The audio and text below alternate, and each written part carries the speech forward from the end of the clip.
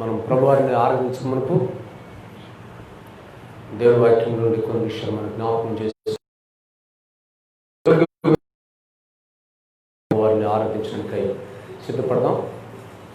దయచేసి చాలా జాగ్రత్తగా దేవుని వాక్యాన్ని వినాలని ప్రభు పేరిట మీ అందరికీ మనం చేస్తున్నాం. మరి పరిశుద్ధమైన బైబిల్ గ్రంథం నుండి మత్తయి సువార్త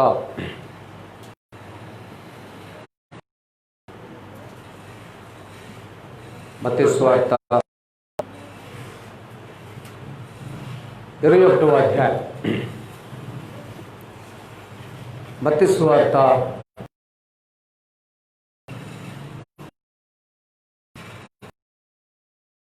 నుండి మనము 20వ వచనం వరకు మార్చి చదువుకుందాం. అవి 3 వచనాలు ఉన్నాయి. 18వ వచనం నేను చదువుతాను, 19వ వచనం మీరు చదవండి. 20వ వచనం అందరం కలిసి చదువుకుందాం. ఉదయం మందు పట్టణమునకు మరలా వెలుచుండగా ఆయన ఆకలి కొనెను. ఎద్దుకు రాగా దాని యందు ఆకులు తప్ప మరేమీ కనపడలేదు కనుక దాని యొక్క అన్నిటికీ కాపు కాయకుండా కాకని చెప్పిన తక్షణమే ఆ అంజూరపు చెట్టు ఎండిపోయాను. 20వ వచనం కలిసి చదువుకుందాం. శిష్యులు అది చూచి ఆశ్చర్యపడి అంజూరపు చెట్టు ఎంత త్వరగా ఎండిపోయానని చెప్పుకుంది. చిన్న ప్రార్థన చేసుకుందాం. మోకరించగలం.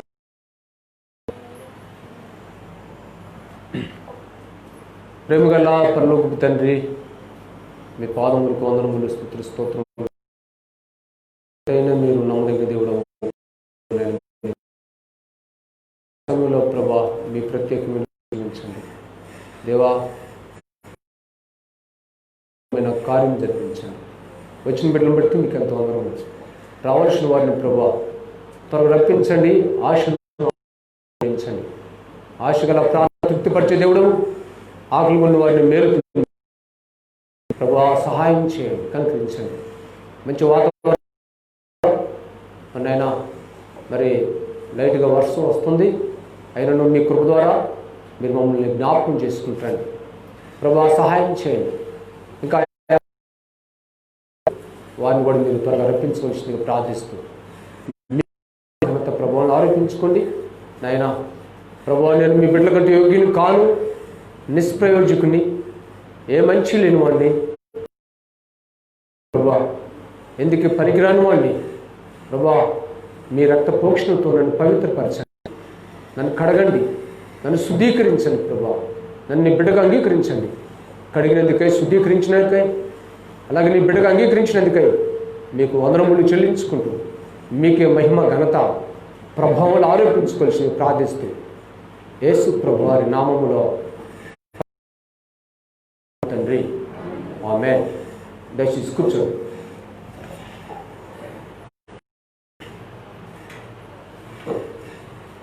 ప్రియమైన దేవుని బిడ్డలారా, చాలా జాగ్రత్తగా దేవుని వాక్యం వినాలని ప్రభు పేరిట మీ అందరికీ మనం చేస్తున్నాం. ఈ సమయంలో మరి మనం చదువుకున్న వాక్య భాగంలోకి వెళ్దాం. చూడండి, 21వ అధ్యాయం చదువున్నాము. 18వ వచనం. ఉదయం మందు పట్టణమునకు మరలా వెలుచుండగా ఆయన ఆకలి కొనెను. చాలు. ఏ పట్టణానికి వెళ్తున్నారండి? యెరూషలేము పట్టణానికి యేసుప్రభు వారు వెళ్తున్నారు. యేసుప్రభు వారు యెరూషలేము పట్టణానికి వెళ్ళేటప్పుడు మరి అక్కడ యేసుప్రభు వారికి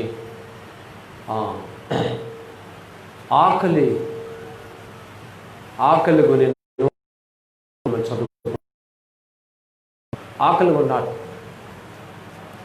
మన ప్రభు ఎవరంటే సంపూర్ణమైన మానవుడు, సంపూర్ణమైన చెప్పండి దేవుడు, సంపూర్ణమైన మానవుడు, రెండవది సంపూర్ణమైన దేవుడు. ఇప్పుడు మనం ఎలాగో మానవులమో అలాగే యేసుక్రీస్తు ప్రభువారు కూడా మానవుడు, సంపూర్ణమైన మానవుడు. ఇప్పుడు మనము ఎలాగో ఆకలి ఉంటామో, ఎలాగో స్నానం చేస్తామో, అలాగే యేసుప్రభు వారు కూడా ఆకలి ఉన్నట్లుగా, మరి స్నానం చేసినట్లుగా, అయిపోయినట్లుగా మనం చూడవచ్చు.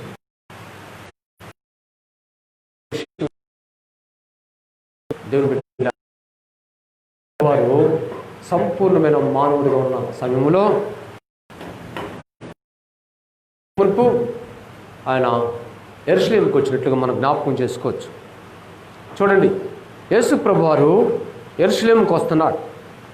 ఆయన మళ్ళా అంటే రెండవసారి, చూడండి, మొదటిసారి వచ్చినాడు 10వ వచనం చదవండి. ఆయన యెరూషలేములోనికి వచ్చినప్పుడు పట్టణమంతయు ఈయన ఎవరో అని కలవరపడిరి. చాలు తర్వాత రెండవసారి యేసు ప్రభు వారు వచ్చినట్లుగా మనం జ్ఞాపకం చేసుకోవచ్చు. తిరగద్దు, అటు తిరగదు. సరే, ఇక్కడ ఏంటంటే యేసు ప్రభు వారు యెరూషలేముకి వచ్చినాడు. ఆయన యెరూషలేముకి వెళుతున్నప్పుడే ఏమైందండి? ఏమన్నాడు? ఆకలి కొన్నాడు. చెప్పే కదా, యేసు ప్రభు వారు ఎవరు? సంపూర్ణమైన మానవుడు, సంపూర్ణమైన దేవుడు అని మీకు చెప్పినాడు. సరే, ఆకలి కొంటే అటు చూసినాడు. యెరూషలేముకి వస్తున్నాడు. ఉదయకాలంలోనే యేసు ప్రభు వారికి ఆకలైంది. ఆకలి అయితే ఎటు చూసినాడండి? ఒక అంజూరపు చెట్టు వైపు చూసినాడు. చదవండి 19వ వచనం.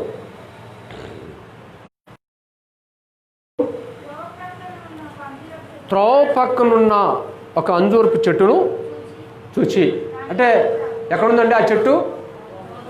త్రోవ ప్రక్కలోనే ఉంది, దగ్గరలోనే ఉంది, త్రోవ ప్రక్కలోనే ఉంది. ఆ చెట్టుని చూసినాడు. చూసి ఏం చేసినాడంటే, మరి పాపం ఆకలి అవుతుంది కనుక ఏమన్నా ఏదన్నా పండు దొరుకుతాయేమని ఆశతో యేసు ప్రభు వారు ఆ చెట్టు దగ్గరికి వెళ్ళినట్లుగా మనం జ్ఞాపకం చేసుకోవచ్చు. ఏ చెట్టు దగ్గరకండి? చెప్పలేము. అంజూరపు చెట్టు దగ్గరికి వెళ్ళినాడు. ఆ చెట్టు దగ్గరికి వెళితే చదవండి 19వ వచనం. అప్పుడు త్రోవ ప్రక్కన ఉన్న యొక్క అంజూరపు చెట్టును చూచి దాని యొద్దకు రాగా దాని యందు ఆకులు తప్ప మరేమీ కనబడలేదు గనుక దాన్ని చూచి, చూడండి, ఆకులు తప్ప మరేమీ కనపడదండి. ఏముంది అండి? ఆకులు తప్ప మరేమీ కనపడలేదు. చూడండి, మరి తోటలు కొన్ని ఈడు వస్తాయి. ఆకులు చాటున ఉన్న మామిడికాయలు ఏం చేస్తారంటే, ఎప్పుడైతే తోటలు ఈడిపోతాయో అప్పుడు పరిగెరుకునే వాళ్ళు ఏం చేస్తారంటే, ఆకులు చాటుగా ఉన్న కాయలు ఏం చేస్తారండి, వాళ్ళు ఏరపుచ్చుకుంటుంటారు. సంచులు తీసుకుని వెళ్ళి ఆకులు చాటున ఉంటుంటాయి కొన్ని కాయలు. కోసేటప్పుడు వాళ్ళకి కనపడవు. అయితే పరిగెరుకునే వాళ్ళకి మాత్రము దేవుడు ఏం చేస్తున్నాడు, వాటి కోసం దాచించి ఆకులు చాటునున్న కాయలను చూపించేటట్లు దేవుడు చేస్తాడు, కనబడేట్లు దేవుడు చేస్తాడు. అది దేవుని యొక్క ఉద్దేశం.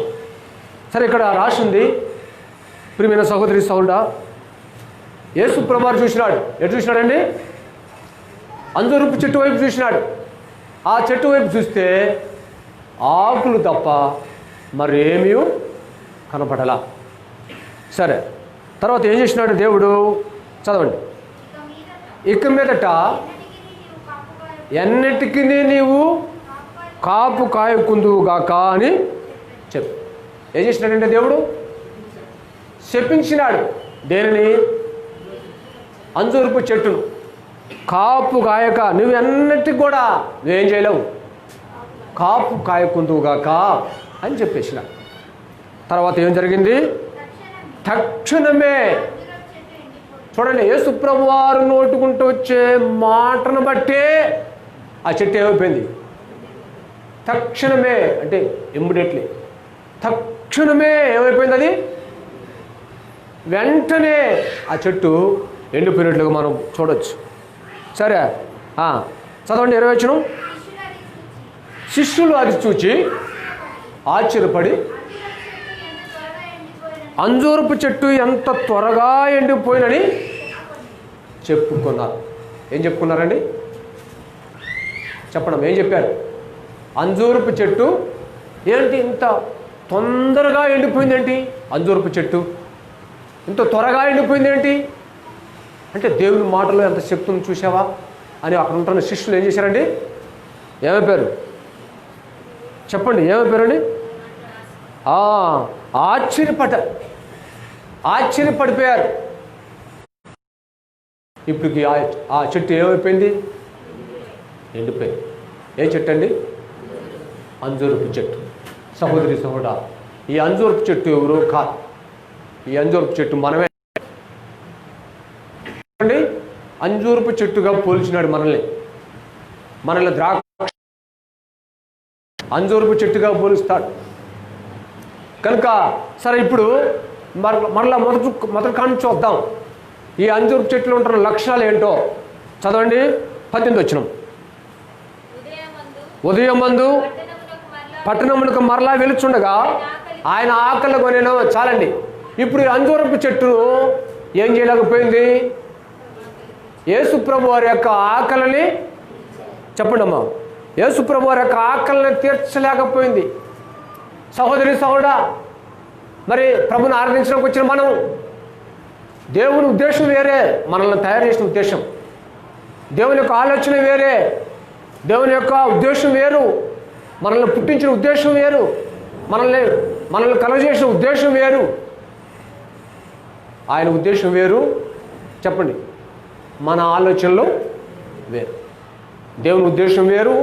దేవుని ఉద్దేశం వేరుగా ఉన్నది మన పట్ల. మన ఆలోచనలు దేవుని పట్ల మన ఆలోచనలు అవి వేరుగా ఉంటున్నాయి. ఎవరో కాదండి, ఆ అంజూరపు చెట్టు మనమే. ఆయన ఉద్దేశం వేరు. ఈ అంజూరపు చెట్టు పట్ల ఆయన ఆశ ఉంది. ఆయన ఆకలిని తీరుస్తుందేమో అనుకున్నాడు. అక్కడికి వెళితే నా ఆకలి చెప్పండి. ఆయన ఆకలి కొన్నాడు కదండి. ఆ ఆకలి ఏమైపోయింది? ఆ అంజూరపు చెట్టు తీర్చలేకపోయింది. ఆయన ఆశను తీర్చలేకపోతున్నాం, ఆయన కోరికను తీర్చలేకపోతున్నాం, ఆయన ఉద్దేశాన్ని నెరవేర్చలేకపోతున్నాం. సహోదరి సహోదరా, ఇది మొదటి తలంపు. మనం ఎలా ఉన్నామంటే దేవుని ఆలోచన, దేవుని యొక్క ఉద్దేశం, దేవుని యొక్క తాత్పర్యం, దేవుని యొక్క ఆలోచన ఎరగని వారముగా, తెలుసుకోలేని వారముగా, గ్రహించలేని వారముగా ఉంటున్నాం. ఇది మొట్టమొదటి తలంపు. రెండవ తలంపు చూద్దామండి. రెండవ తలంపు 19 వచ్చి. అప్పుడు త్రోవ ప్రక్కనున్న చాలు. అంజూరు పెట్టి ఎక్కడ ఉందండి? త్రోవ ప్రక్కన ఉంది. ఎక్కడ ఉంది చెప్పండమ్మా? త్రోవ ప్రక్కన ఉందట. త్రోవ ప్రక్కన ఉంది అంజూరపు చెట్టు. చూడండి, మత్తయి సువార్త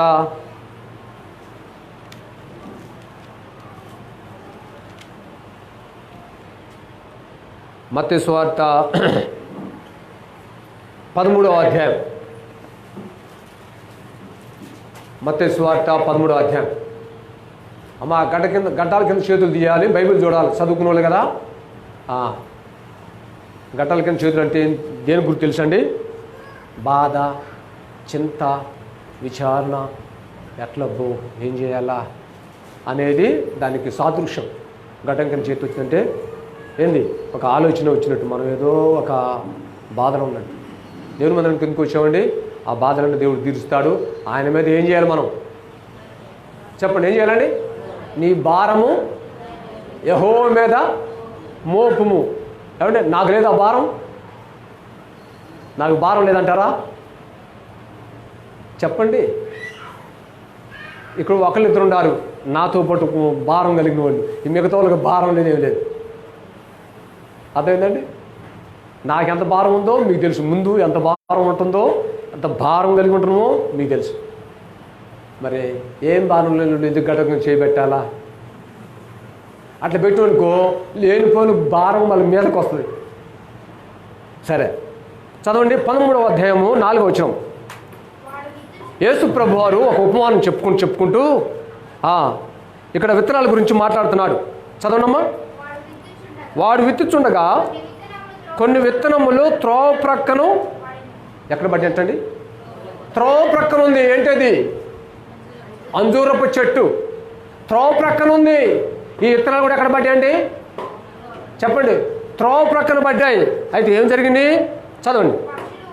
పక్షులు వచ్చి వాటిని మృంగివేసాను. పక్షులు వచ్చి ఏం చేసినండి? చెప్పాలమ్మా. మృంగివేసిని. ఈ విత్తనాల గురించి యేసు ప్రభువు చెప్పుకుంటూ త్రోవ ప్రక్కన పడ్డ విత్తనాల గురించి చెప్పుకుంటూ దాని భావం కూడా చెప్తున్నాడు. ఎక్కడ? పేపర్ తిప్పేయండి, చూడండి. పేపర్ తిప్పేసిన తర్వాత 19వ వచనం.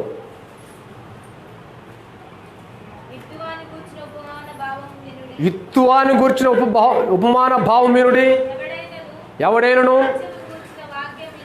ఎవడైనను రాజ్యమును గూర్చిన వాక్యము వినియు గ్రహింపకాయ ఉండగా దుష్టుడు వచ్చి వాని హృదయములో విత్తబడిన దానిని ఎత్తుకొని పోవును. త్రోవ ప్రక్కన విత్తబడిన వాడు వీడే. అంటే ఇప్పుడు ఇక్కడ ఏం రాసిందండి? వాని హృదయములో విత్తబడిన దానిని ఎత్తుకొని పోవును. ఎవరు? దుష్టునికి సంబంధించిన వారం. ఇప్పుడు రెండవ అనుభవం. ఈ యొక్క మరి అంజూరపు చెట్టు ఎలా ఉందంటే దుష్ట స్వభావం కలిగి ఉంటుంది.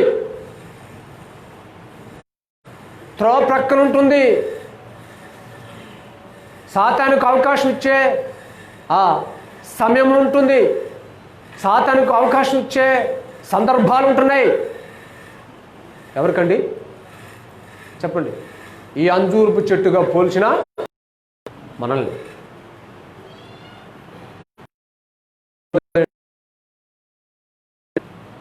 చెప్పాలి.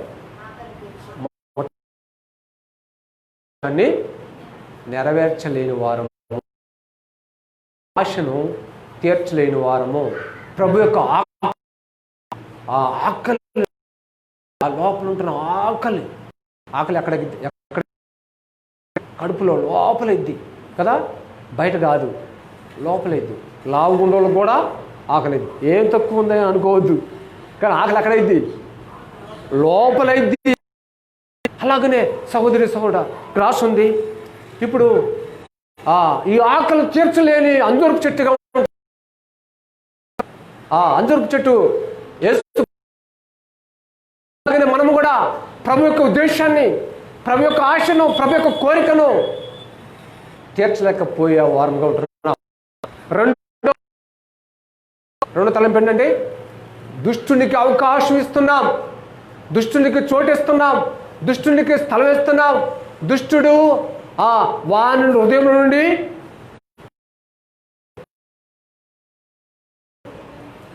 ఎత్తుకొని పోవడానికి దుష్టుడికి ఏం చేస్తున్నాడు? మనం అవకాశం ఇస్తున్నాం. ఇది రెండవ తలంపు.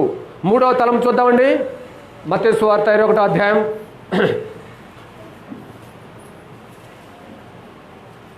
దుష్ట స్వభావం కలిగిన వారం రెండవది. మూడవది చదవాలి మరి 19వ వచనం 21. అప్పుడు త్రోవ ప్రక్కన ఉన్న ఒక అంజూరపు చెట్టును చూచి దాని యందు ఆకులు తప్ప చాలు. దీని ఏమంటో తెలుసండి? వేషధారణ జీవితం. చెప్పాలమ్మా, మీరు అందరూ చెప్పాలి. చూడటానికి పచ్చగా ఉంది. యేసు ప్రభు వారినే డైవర్ట్ చేసి పారేసింది. ఏంటది? అంజూరపు చెట్టు యేసు ప్రభు వారినే మళ్ళించింది. అంజూరపు చెట్టు ఎట్లా ఉందంటే చూడటానికి చక్కగా ఆకులతో చక్కగా పసరగక్కుతుందండి. చక్కగా అనుకున్నాడు యేసు ప్రభు వారు. ఏమనుకున్నాడండి? పర్వాలేదు, అంజూరపు చెట్టు దగ్గరకు వెళ్తే నా ఆకలి తీర్చబడింది అనుకున్నాడు. కానీ అంజూరపు చెట్టు దగ్గర అంజూరపు చెట్టు ఎట్లా కనపడది? ప్రభు దృష్టికి పచ్చగా కనపడదు. అంటే అర్థం ఏంటి? చూడటానికి పచ్చగా ఉన్నాం, చూడటానికి పచ్చగానే, కానీ లోపల మాత్రము కల్మషము, సమాధులు ఎట్టుంటాయండి? సమాధులు ఎట్టుంటాయి చూడటానికి? ఏమి డిజైన్. నేను ఎక్కడ చూసినండి, నందిగాంలో చూసినా చక్కగా ఉంటాయి. మనం విజయవాడ వెళ్ళే రూట్లో రైట్ సైడ్ ఉంటాయి. నందిగాం వెళ్ళేటప్పుడు రైట్ సైడ్ బస్ స్టాండ్ కొంచెం ముందు వెళ్ళిన తర్వాత అది క్రైస్తవ సమాధుల తోట. తర్వాత భక్త్ సింగ్ గారిని కూడా నారాయణగూడ, హైదరాబాద్ నారాయణగూడ 3 కిలోమీటర్ దూరం ఉంటుంది మన హెబ్రోన్కి దగ్గరగా. అది నడిచి వెళ్ళాం అప్పుడు. ఆ రోజు భక్త్ సింగ్ గారు చనిపోయిన రోజు. తర్వాత 2-3 సార్లు వెళ్ళాను నేను. ఎలా ఉంటుంది తెలుసంటే ఆ సమాధుల తోట చక్కగా నీట్గా ఉంటుంది. ఎక్కడికి వెళ్ళటానికైనా సరే దారి ఉంటుంది. సీసీ రోడ్ ఉంటుంది, లైట్గా ఉంటాయి. చూడండి, చూడటానికి బాగుంది. కానీ ఈ అంజూరు చెట్టు కూడా ఎట్లా ఉందండి? చూడటానికి ఎట్లా ఉంది? చూడటానికి ఆకులతో ఉంది, చూడటానికి ఆకలి తప్పులు తీరినట్టుగా ఉంది. కానీ అంజూరు చెట్టు ఎట్లా ఉందంటే వేషధారణతో ఉంది. ఈనాడు నామకార్థ క్రైస్తవులు కూడా ఎంతోమంది అలా క్రైస్తవులు అలాగనే ఉన్నారు. ఎలా ఉన్నారండి? చూడటానికి పైపేగా చూడటానికి అలాగనే ఉండారు. చూడటానికి మంచి భక్తి పరులుగా ఉండారు. చూడటానికే మంచిగానే ఉండారు. కానీ వాళ్ళు ఏం లేదంట? చెప్పండి, ఏం లేదు రాసిందంటే దేవుని వాక్యంలో? నమ్మట్లుగా తిమోతికి రాసిన 2వ పత్రిక, అపోస్తలుడైన పౌలు తిమోతికి రాసిన 2వ పత్రిక 3వ అధ్యాయము 5వ వచనం. పైకి భక్తి గలవారు వలె ఉండి దాని శక్తిని ఆశ్రయించిన వారినై ఉన్నారు. ఇటు వారికి నీవు దూరంగా ఉండుము అంటున్నాడు. ఎవరండి అనేది? అపోస్తలుడైన పౌలు తిమోతితో చెప్తున్నాడు. తిమోతి, ఇవి అంత్యకాలము, అంత్య దినములు. చూడండి 3వ అధ్యాయము 1వ వచనం కంచి రాసి ఉంటుంది. అంత్య దినములలో అపాయకరమైన కాలములు వచ్చునని తెలుసుకును. ఎలాగనగా మనుషులు స్వార్థప్రియులు, ధనాపేక్షకులు, భింకములాడువారు, అహంభావులు, దూషకులు, తల్లిదండ్రులకు అవిధేయులు, కృతజ్ఞత లేని వారును, అపవిత్రులను, అనురాగరహితులను, అధిదేశులను, అపవాదకులను, క్రూరులు, సజ్జన ద్వేషులు, ద్రోహులు, మూర్ఖులు, గర్వంతులు. ఏందండి మనుషుల్లో ఇలాంటివి ఉంటాయేంటి? మనిషిలో ఇలాంటి లక్షణాలు ఉంటాయేంటి? మనిషిలో ఇలాంటి లక్షణాలు కలిగి ఉన్నారు. ఏమండి చూడండి, ధనాపేక్షకులంట, స్వార్థపరులంట, ధనాపేక్షకులట, బెంకములు ఆడవారంట, అహంకారులు ఎట్టుంటారండి? వాడి కింద మీద చూస్తుంటారు అంతే. తర్వాత ఎలాంటి వాడండి? దూషకులు, దూషించేవాళ్ళు. తర్వాత తల్లిదండ్రులకు అవిధేయులు, విధేయత చూపించిన వారు. తర్వాత కృతజ్ఞత లేనివారు, అంటే మేలు చేస్తే మరిచిపోయేవాళ్ళు. తర్వాత అనురాగరహితులు, అతిదేశులు, అపవాదుకులు, అజితేంద్రియులు, క్రూరులు, సజ్జన ద్వేషులు, ద్రోహులు, మూర్ఖులు, గర్వంతులు, దేవుని కంటే సుఖానుభావము నెక్కు ప్రేమించేవారు. అంతేనా? చివరికి పౌలు గారు ముగించినాడు. ఏమనండి? పైకి భక్తి గలవారు వలె ఉండి. చాలు సహోదరి సహోదరుడా, ఆ యొక్క అంజూరపు చెట్టు కూడా ఎలా ఉందండి? చూడటానికి ఎలా ఉంది? పైకి ఎలా ఉంది? చక్కగా ఆకులతో ఉంటుంది. పైకి ఆకులతో ఉంటుంది, కానీ దాంట్లో ఏమి లేవండి? ఏమైనా పండ్లు లేవు. ఆకులతో ఉంటున్నారు చాలామంది. కడుపు కోస్తే ఒక్క దేవుని మాట ఒక్కడ కూడా ఉండదు. వాళ్ళు కడుపు కోయాలి కానీ దేవుడి గురించి ఒక్క మాట చెప్పరు. ఎంతో కాలం నుండి విశ్వాసాలను చెప్పుకుంటున్నారు, ఎంతో కాలం నుండి దేవుని బిడ్డలను చెప్పుకుంటున్నాం, ఎంతో కాలం నుండి హెబ్రోను సహవాసం చెప్పుకుంటున్నాం. కానీ దేవుని కడుపులో మాత్రం లేదండి, ఒక్క వాక్యానికి చోటు లేదు. ఒకవేళ వాక్యానికి స్థానం ఉంటే, వాక్యానికి చోటు ఉంటే ఆ వాక్యం ఏం చేసిందండి?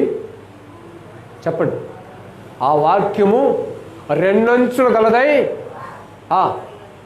వాడిగా నుండి, చెప్పండి, నా మాటలో హెబ్రీ రాసిన పత్రిక చదవండి. హెబ్రీ రాసిన పత్రిక 4వ అధ్యాయము 12వ వచనం.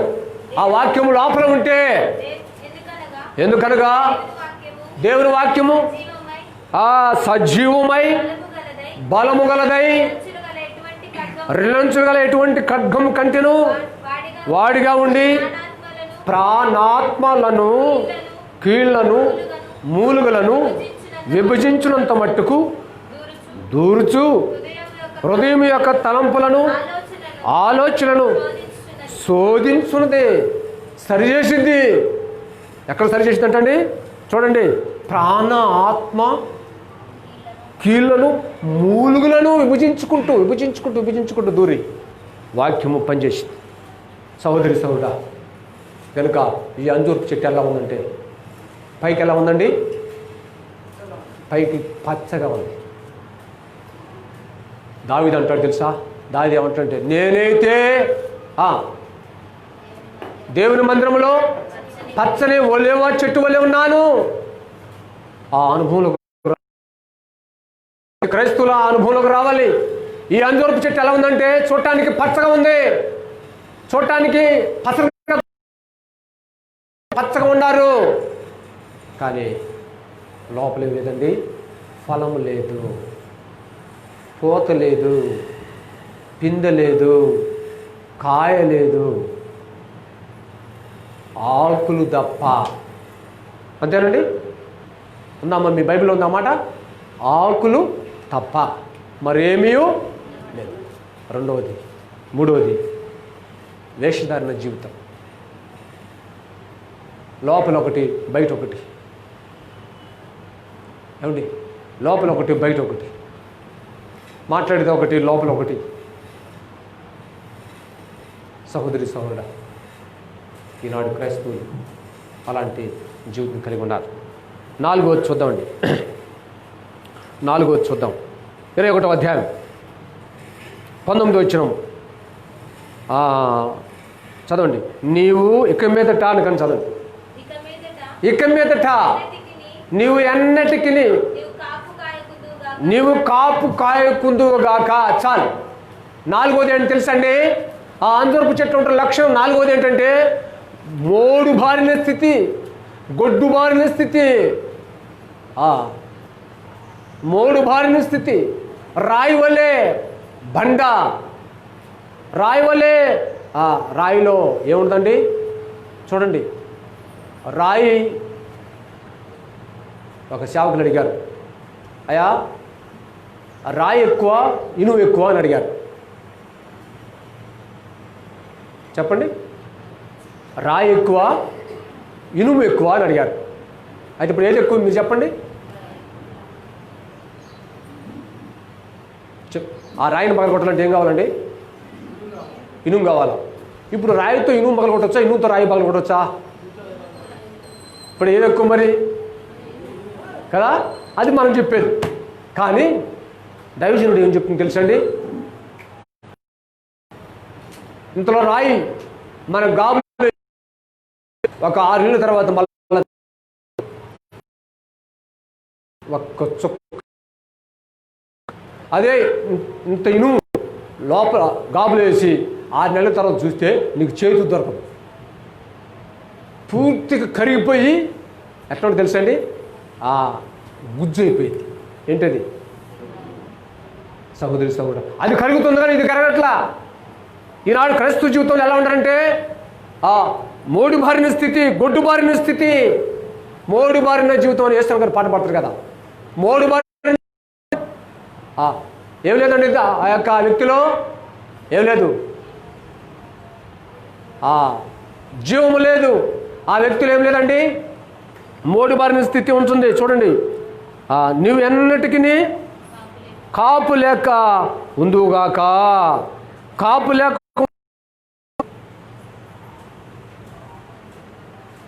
మోడు బారిన స్థితిలో ఉంటుంది. కఠినం చేసుకుంటున్నాం. హృదయం కఠినం. హృదయంలోనికి వాక్యం దూరటానికి ఇష్టం అనిపించట్లా, వాక్యానికి ప్రాధాన్యత ఇవ్వట్లా, వాక్యాన్ని అది పనిచేయటానికి ఇష్టం అనిపించట్లా, వాక్యానికి ప్రాధాన్యత ఇవ్వట్లా.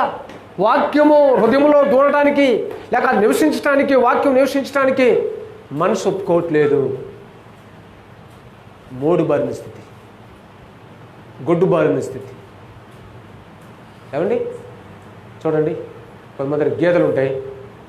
ఆ గేదెలు ఎప్పటికి కట్టట్లేదు అనుకోండి, కట్టక ఏనట్లేదు అనుకోండి, ఏం చేస్తారండి?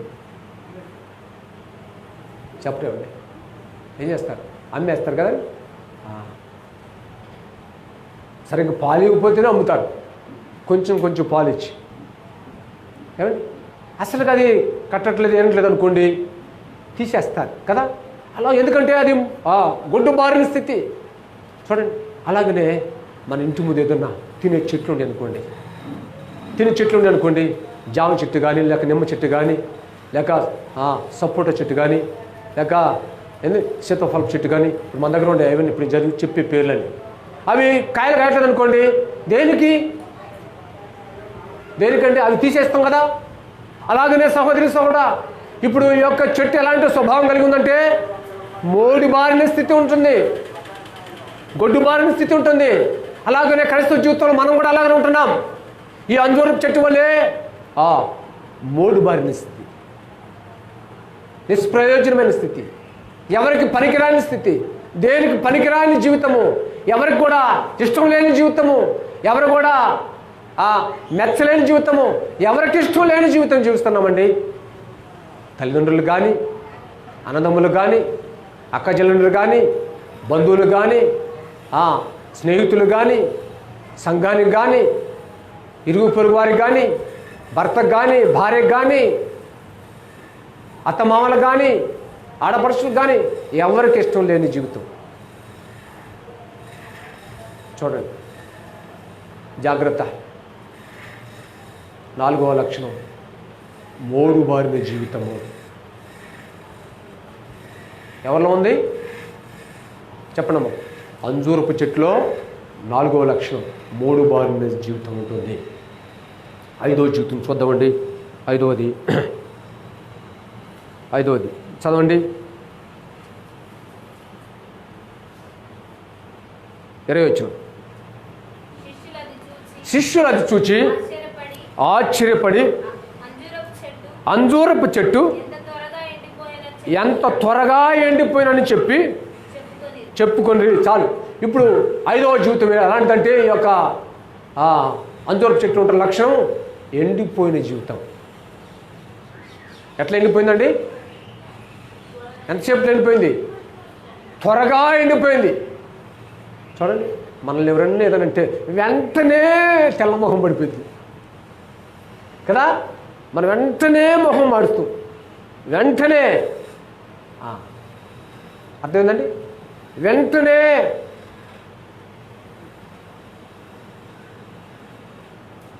నా జీవితంలో ఒకటి చెప్తున్నా. తిమ్మదంకులు గారు 2008-9 గుర్తు రావట్లేదు, 8 అనుకుంటా, నారాయణపురంలో కొండపల్లి సామిలన్న గారు కుమారుడు మ్యారేజ్కి నన్ను పిలిస్తే వెళ్ళా. అయితే ముందు సేవకుల మీటింగ్ జరిగింది, తర్వాత మరి వివాహం జరిగింది. అయితే సేవకుల మీటింగ్లో అందరి ముందు ఏమన్నంటే వీడు ఎందుకు వచ్చింది తెలుసా అని అడిగింది అందరూ. సరే నేను ఏమన్నా మౌనంగా ఉండా అని ఇంకొక మాట అన్నాడు తిమ్మదంకులు గారు. సరే అందరూ అయిపోయిన తర్వాత ఏం చేసినట్టే భోజనానికి పిలిపిస్తాం కదా, అప్పుడు చిన్నగా అంకుల్ దగ్గర పోయి ఒక్క 2-3 మాటలు అడిగిన. అయ్యా నేను చెప్పంగా మీకెవరు చెప్పారా, లేక మీరు విన్నారా, నాకు కావాలి. చూడా ఎంతమందిలో మీరు ఆ మాట అన్నారు, నాకు ఎంత బాధ అనిపించిందయ్యా అని ఇట్లకి. అరే సారీరా అన్న భుజం వేసి గొప్ప దైవజనుడు సహోదరి ఏం చెప్తుంటే, చిన్న విషయంలో మనం కొంచెం బాధపడుతుంటాం, చిన్న విషయంలో మనము బాధపడుతుంటాం. కనుక చూడండి, ఈ చెట్టు వెంటనే ప్రభు మాటకి ఏమైపోయిందండి? ఎండిపోయిన జీవితము. అంజూరపు చెట్టులో ఉంటున్న లక్ష్యం 5వది ఏంటంటే ఎండిపోయిన జీవితం. మనం కూడా ఎవరు తెలుసండి, అక్కడ దగ్గర పెట్టుకోక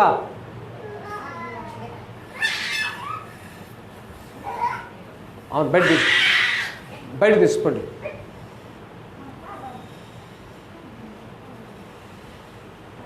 ఎండిపోయిన జీవితం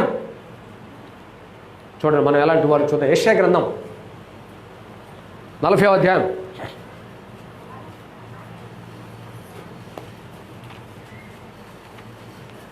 6వ వచనం 7వ వచనం చదువు.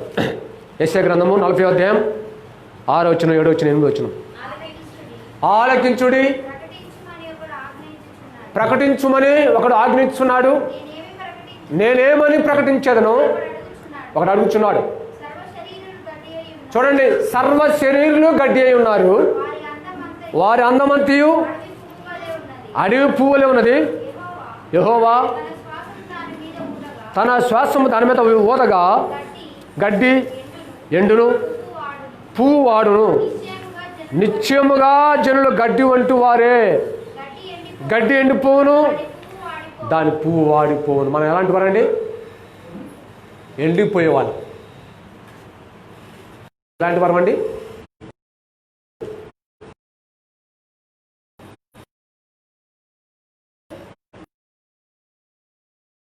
ఎండిపోయింది.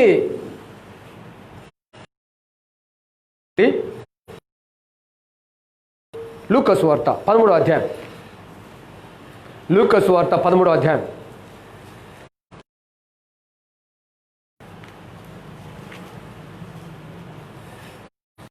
9 వచ్చిన చదవండి.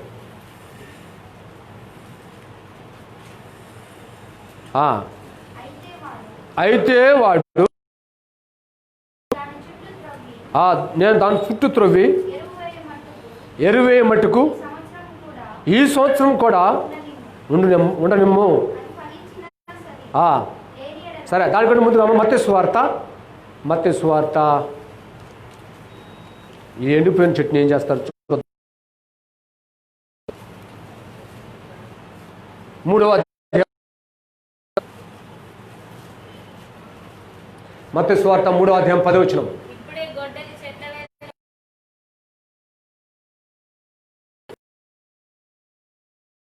నరికేసి ఎక్కడ వేయాలా? అగ్నిలో వేయాలి. ఎందుకంటే ఏం చేయలేకపోయినాం?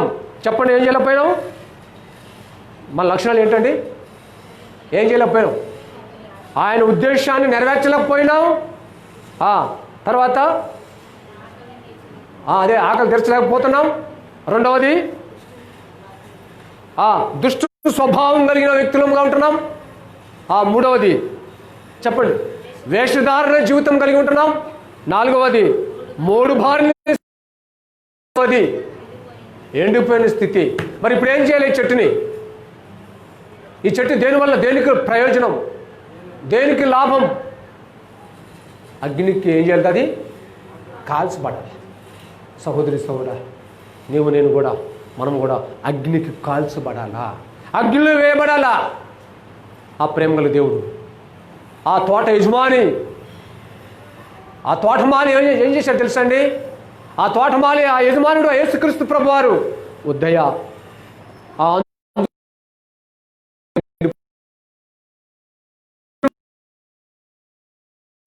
ఈ అంజూరపు చెట్టు, బ్రతుకున్న అంజూరపు చెట్టుని గురించి నరకానికి పాత్రుల వాళ్ళు వద్దు, వాళ్ళని నరకానికి వేయొద్దు. ఎందుకు? మనం ప్రభుని ఆరాధించాలా? మనల్ని నరకించినందుకే. జీవితం మనల్ది వేషధారణ జీవితము, దుష్ట స్వభావము, ఆయన ఉద్దేశాలు, ఆయన మాట వినని వారు, ఇలాంటి లక్షణాలు కలిగిన మనల్ని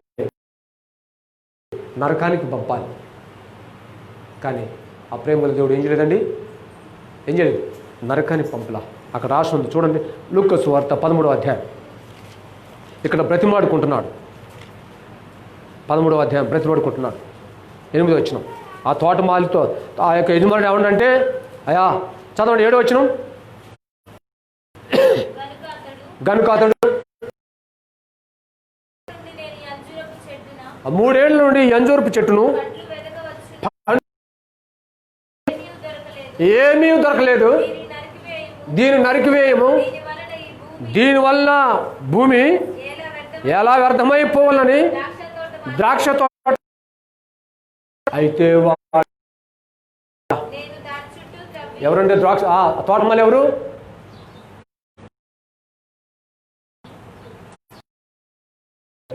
తోటమాలి ఆయనే. ఆయనే ఈ తోటను కాసేది, ఈ తోటని కాపాడేది, ఈ అంజూరపు చెట్టుని కాపాడుకుంటూ వచ్చిండు. ఆ తోటమాలి ఎవరని తెలుసా? తండ్రితో, అయ్యా ఈ ఒక్కసారి చెప్పండి, చదవండి. అయితే వాడు, అయ్యా నేను దాని చుట్టూ త్రవ్వి ఎరువు వేయి మట్టుకు ఈ సంవత్సరం కూడా ఉండనిమ్ము, అది ఫలించిన సరే, లేని ఎడల నరికి వేయిస్తాను. ఈ సంవత్సరం నువ్వు అయ్యా నరకొద్దు, అయ్యా నరకానికి వేయొద్దు, నరకానికి పంపొద్దయ్యా, నేను దాన్ని బాగు చేసుకుంటా, నేను దాన్ని సరి చేసుకుంటాయా, నేను ప్రాణం పెడతాయా, నేను రక్తం కరుస్తాయా, నేను బలైపోతాయా, నేను ఉమ్మేయించుకుంటా, నేను కొరడా దెబ్బలు తింటా ప్రభువా. సహోదరి సహోదరా, ఈ యొక్క అంజూరు చెట్టు వలె మనల్ని, మన కోసం ఆ తోటమాలి ఆయన ప్రభువైన యేసుక్రీస్తు వారు నీ కొరకే నా కొరకే ఏమైపోయాడండి? ఏమైపోయాడు చెప్పండి? ఈ గడ్డి వల్ల ఎండిపోయిన మనల్ని ఆయన బ్రతికించుకోవటానికి, జీవమునివ్వటానికి, పరలోకాన్ని ఇవ్వటానికి తన ప్రాణాన్ని పెట్టినాడు. నరకానికి పాత్రలో దేవుని స్తోత్రం. ప్రభు వారు మనల్ని ఏం చేయలేదండి? నరకం నుంచి తప్పించడానికే బ్రతిమాడుకుంటున్నాడు. అయ్యా ఈ ఒక్క సంవత్సరం నుంచి ప్రభు దాన్ని బ్రతిమాడుకున్నాడు. అయ్యా ఈ సంవత్సరము నేను దాని చుట్టూ త్రవ్వి ఎరువు వేయమట్టుకు ఈ సంవత్సరం కూడా ఉండలేము అండి.